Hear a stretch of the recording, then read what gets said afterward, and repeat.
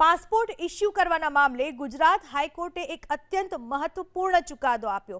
કોર્ટે સ્પષ્ટ કર્યું છે કે જો કોઈ વ્યક્તિ સામે ફોજદારી કાર્યવાહી પેન્ડિંગ હોય તો તે વ્યક્તિને વિદેશ પ્રવાસનો અધિકાર છે કે નહીં એ નક્કી કરવાની સત્તા પાસપોર્ટ સત્તાવાળાઓ પાસે નથી।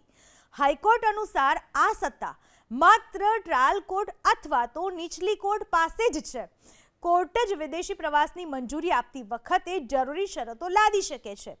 એક અરજદારે હાઈકોર્ટના દ્વાર ખટખટાવ્યા હતા કારણ કે તેની સામે આઈપીસીની કલમ 323, 504, 506 અને 114 હેઠળ ફરિયાદ નોંધાયેલી હતી।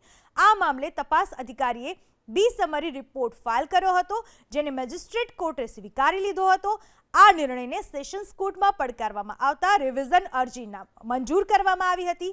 આ દરમિયાન અરજદારે પાસપોર્ટ માટે અરજી કરી હતી, પરંતુ પ્રાદેશિક પાસપોર્ટ અધિકારીના વકીલે દલીલ કરી હતી કે જે નાગરિકો સામે ફોજદારી કેસ ચાલી રહ્યો હોય તેમણે પાસપોર્ટ માટે સંબંધિત કોર્ટમાંથી વિદેશ જવાની પરવાનગી મેળવવી અનિવાર્ય છે।